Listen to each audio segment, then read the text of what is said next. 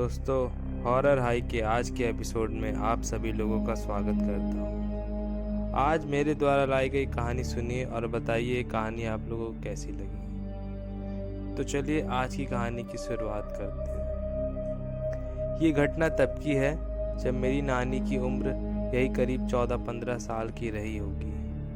तब वह उत्तर प्रदेश के सुल्तानपुर जिले में एक गांव में रहती थी जहां उनका मायका है।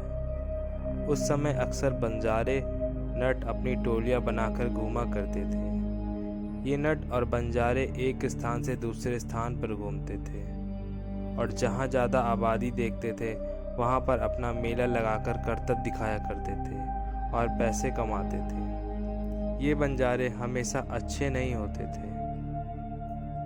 अक्सर बंजारों और नटों की टोली के रूप में डाकुओं की भी टोली घूमा करती थी, जो दिन में तो मेला लगाते थे मगर रात में लूटपाट किया करते थे। इसलिए अक्सर गांव के जानकार लोग अपने गांव के आसपास इस तरह का नटों का मेला नहीं लगने देते थे। एक बार एक ऐसा ही मेला मेरी नानी के गांव से थोड़ी दूर पर लगा हुआ था। वहां गांव के बच्चे अक्सर जाने की जिद किया करते थे मगर कोई उन्हें वहां जाने नहीं देता था। इतना ही नहीं, गांव वालों ने बच्चों का खेतों में जाना और दोपहर को बाहर खेलने से भी मना कर दिया था।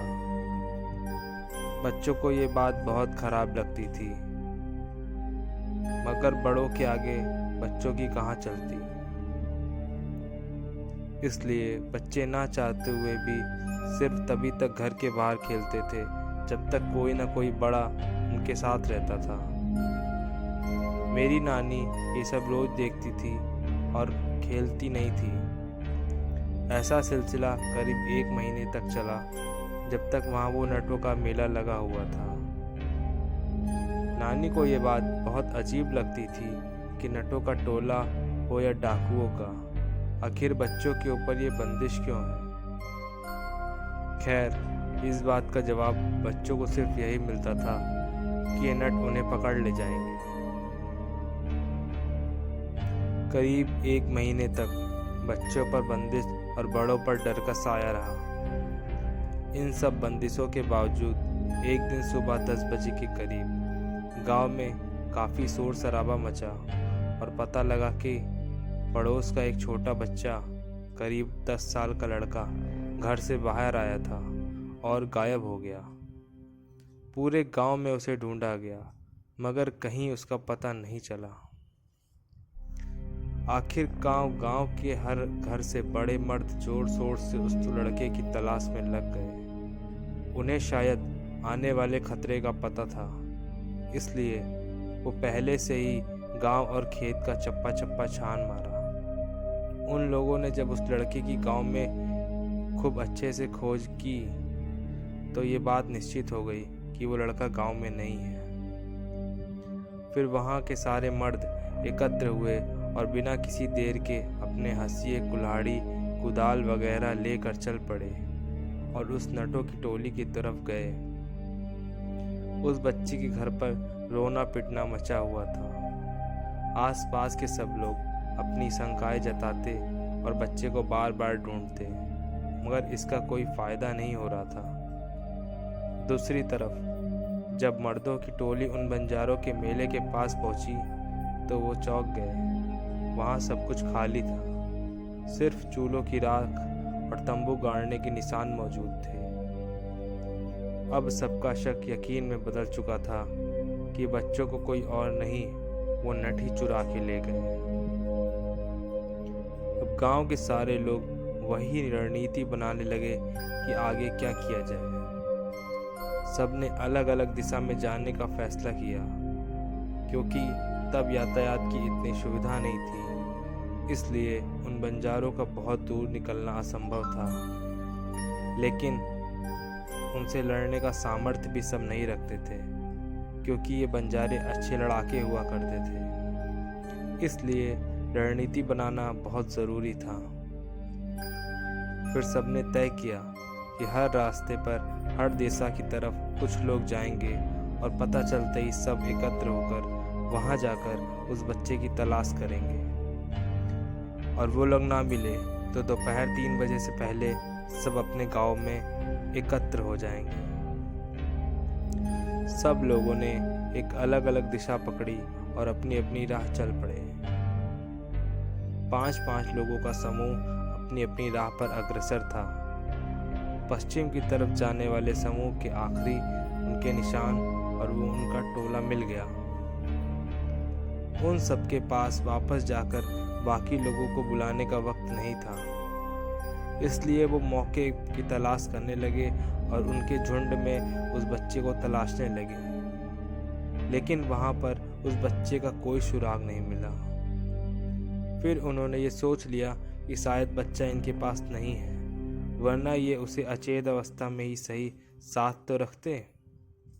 वो आशा खोने ही वाले थे कि किस्मत ने उनका साथ दे दिया और उनकी भीड़ से निकलकर एक आदमी नित्य कर्म के लिए कुछ दूर चला गया। 5 गांव वाले उसी से पूछताछ करने की ठानी। वो पीछे से जाकर उसके ऊपर टूट पड़े और लाठी डंडे उसके ऊपर जमा कर दिए और वह आदमी बेहोश हो गया। फिर एक टांगे पर उसको लाद कर वापस अपने गांव की ओर चल पड़े। वो जितनी जल्दी हो सकती थी कर रहे थे, क्योंकि उसके साथी उसको ढूंढने जरूर आने वाले थे। वो लोग उसको लेके आधे घंटे में अपने गांव पहुंच गए। बाकी सब भी वापस आए तो उन लोगों ने उसके सर पर एक मटका ठंडा पानी डाला और उसे होश में लाए। उस आदमी को जो नित्य क्रिया करने गया था, जो कि बंजारों के समूह का एक सदस्य था। होश में आते ही वो आसपास के गांव वालों को देखकर घबरा गया, लेकिन बिना मार खाए उसने किसी को कुछ नहीं बताया। जब गांव वाले मिलकर उसको उसकी सहन शक्ति से ज़्यादा खुराक देने लगे तो वो जान गया कि उसकी जान के लाल पड़ने वाले हैं। फिर उसने बताया कि वो बच्चा कहाँ है। उसने जो बताया उससे सबके होश उड़ गए और उसी वक्त पास के गांव के सिद्ध तांत्रिक को बुलाने के लिए कुछ लोग निकल पड़े और बाकी उसे लेकर उस दिशा में निकल पड़े जहां वो बच्चा था। उसने बताया कि उनकी टोली के सरदार ने उस लड़के को जीवधारी बनाने के लिए इस्तेमाल किया है। उसकी जान को खतरा है, अगर उसे बचाना है तो उस टोली के उसी तांत्रिक को बुलाओ जिसने उसका इस्तेमाल किया है, या फिर उससे ज़्यादा किसी सिद्ध पुरुष या बहुत बड़े तांत्रिक को बुलाओ जो कि उस सरदार के तांत्रिक से ज़्यादा शक्तिशाली हो। इसलिए गांव वाले पास के गांव के एक सिद्ध तांत्रिक को लाने के लिए निकल पड़े। वो तांत्रिक को लेकर जल्दी से जल्दी आ गए और वहीं पर पहुंच गए जहां पर वो नट गांव वालों को लेकर उस बच्चे का पता बताने ले गया था। उसने एक जगह एक अजीब सा लिखा हुआ पत्थर दिखाया और गांव वालों से वहां खोदने को कह दिया। गांव वाले खोदने में लग गए और कुछ लोग रह रहकर उसको मारते जा रहे थे और धमकी दे रहे थे कि अगर बच्चे को कुछ हो गया तो उसकी कब्र यहीं बना देंगे। जो सिद्ध पुरुष वाले तांत्रिक थे वो काफ़ी बूढ़े थे, वो भी आ चुके थे और सब कुछ समझ लेने के बाद उनके साथ गड्ढे खोदने का इंतज़ार कर रहे थे। करीब 4-5 फुट खोदने के बाद वहाँ एक पत्थर की परत आ गई जो 3-4 पत्थर से मिलकर बनाई गई थी और फिर संभाल कर सबने मिलकर उस पत्थर की परत को हटाया। नीचे उन लोगों ने जो देखा उन्हें कोई खुशी नहीं मिली। नीचे एक कमरा सा बना हुआ था, करीब 5 फीट चौड़ा, 6 फुट लंबा। उसमें 5 बड़े बड़े घड़े रखे हुए थे जो कि पूरी तरह से सोने चांदी से भरे हुए। पास में वो बच्चा लेटा हुआ था और उसको नए नए कपड़े पहनाए गए थे और वो बच्चा अच्छा खासा तैयार किया हुआ था। उसकी सांसें रुक रुक के चल रही थी और पास में एक दिया जल रहा था। इसका तेल खत्म हो चुका था और वो बुझने ही वाला था। सबने उस बच्चे को मरा हुआ समझ लिया था और उस नट को दोबारा पूरी तरह से पीटना शुरू कर दिया। तभी वो तांत्रिक बाबा आगे आए और दिए की बाती को थोड़ा बढ़ा दिया। दिए की लौ तेज हो गई और बच्चे ने आंखें खोल दी। सबकी खुशी का ठिकाना ना रहा, मगर बच्चे ने किसी को भी नहीं पहचाना और सबसे अनजान की तरह व्यवहार करने लगा। तांत्रिक बाबा ने सबसे कहा कि ये बच्चा अभी जिंदा है, लेकिन ये तभी तक जिंदा बच सकता है अगर ये मेरी सिद्ध की हुई जगह पर पहुंच जाएगा, वरना इसे कोई नहीं बचा सकता। इसे लेकर मेरे स्थान पर चलो और सब इस बात का ध्यान रखना कि ये दिया बुझने ना पाए। उसमें तेल बढ़ा दो और इसकी अच्छे से देख रेख करना। जब तक मैं इसे बुझाने के लिए ना कहूँ, इस दिए को कोई भी नहीं बुझाएगा। फिर कुछ लोग तांत्रिक बाबा और उस बच्चे को तांगे पर लेकर बाबा के स्थान पर पहुंच गए। वहाँ जो भी कुछ किया गया वो किसी ने नहीं देखा, क्योंकि वो क्रिया बाबा ने अकेले में ही की थी। करीब 1 घंटे बाद एक आदमी वहाँ पर पहुँचा और उसने बताया कि बाबा जी ने दिया बुझाने को कह दिया है। दिया बुझा दिया गया और अब वो बच्चा सुरक्षित था और सबको पहचानने भी लगा था। उसके बाद जितना भी खजाना वहाँ मिला, उसके थोड़े से हिस्से से मंदिर बनवाया गया और बाकी गांव के प्रधान ने गरीबों के बच्चों की शादी और गांव की भलाई में लगा दिया। उस नट को बचाने उसके साथी नहीं आए। गांव वालों ने उसे 1 हफ्ते तक कैद रखा, उसके बाद धमकी देके छोड़ दिया। दोस्तों, ये तो थी वो घटना जो वहाँ घटी थी, लेकिन इसके असली पहलू बाद में उजागर हुए। अगर ये घटना ना घटी होती तो शायद आज हम इतना बड़ा रहस्य ना जान पाते। चलिए मैं आप लोगों को वो रहस्य बताता हूँ। वहाँ जो नट आए हुए थे, असल में वो लुटेरे नट थे। इन नटों का ये काम होता था कि एक आबादी वाले क्षेत्र से कुछ दूर पर मेला लगाना और फिर रात को लूट पाट करना, और जब ये ज़्यादा खजाना इकट्ठा कर लेते थे तो ये उसे ज़मीन में गाड़ देते थे। इनके साथ एक तांत्रिक भी होता था, और वो तांत्रिक कोई आम तांत्रिक नहीं होता था। वो तांत्रिक बहुत माहिर तांत्रिक होता था, जो अपनी शक्तियों का इस्तेमाल करके ये भी बता दिया करता था कि खजाना कहाँ कहाँ पर गड़ा है। यही तांत्रिक जीवधारी बनाते हैं। अपने खजानों की रक्षा के लिए, जीवधारी बनाने के लिए ये किसी के भी बच्चे को चुरा लिया करते थे, क्योंकि बड़ों से काम करवाना मुश्किल था और बच्चों को बहलाना आसान। ये जिस बच्चे को चुराते थे उसे ये उसकी पसंद की और भी बहुत अच्छी चीज़ें खिलाते थे, ताकि वो जरा भी भूखा ना हो।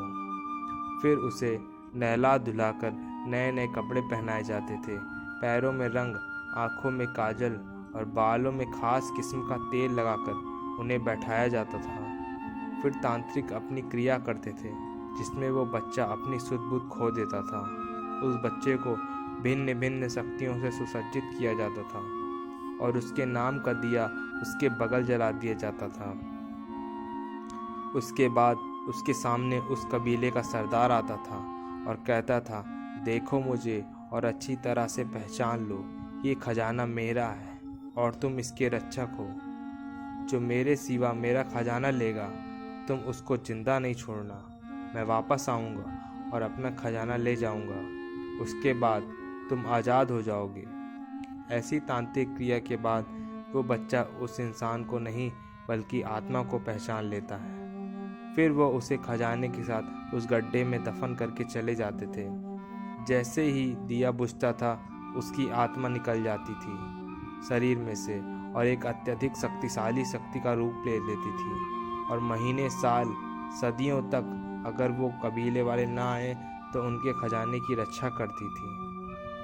फिर वो इंसान चाहे इस जन्म में आए या किसी और जन्म में, ये शक्ति सिर्फ उसकी आत्मा को ही पहचानती है और खजाना लेने से नहीं रोकती। अगर कोई और आता था तो उसकी जान ले लेती थी। अक्सर आपने देखा होगा कहीं कहीं किसी को खजाना मिल जाता है। ये जीवधारी उनकी आत्मा पहचान कर उन्हें खजाना लेने से नहीं रोकते। दोस्तों, ये कर्म निर्दयी होता था, लेकिन इसका इस्तेमाल राजा महाराजा भी किया करते थे। उस समय में इंसान बहुत ईमानदार हुआ करते थे, जो खुद राजा की खातिर जीवधारी बनने को तैयार हो जाते थे। आपने देखा होगा कि इन जीवधारियों को अक्सर कुछ तांत्रिक हरा देते हैं। ये केवल उन्हीं जीवधारियों के साथ संभव हो पाता है जो बाल अवस्था में ही जीवधारी बनाए गए हों, लेकिन राजा महाराजा के जीवधारियों को हराना संभव नहीं होता, क्योंकि वो अपनी मर्जी से युवावस्था में अपना बलिदान देते थे और बहुत अधिक शक्तिशाली हो जाते थे और इसी तरह रहस्यमयी खजानों की रक्षा करते थे। दोस्तों, मेरे द्वारा सुनाई गई आज की कहानी आप लोगों को कैसी लगी, प्लीज़ कमेंट करके मुझे बताएं और चैनल को सब्सक्राइब और वीडियो को ज़्यादा से ज़्यादा शेयर करें। तब तक के लिए आपका दिन शुभ हो।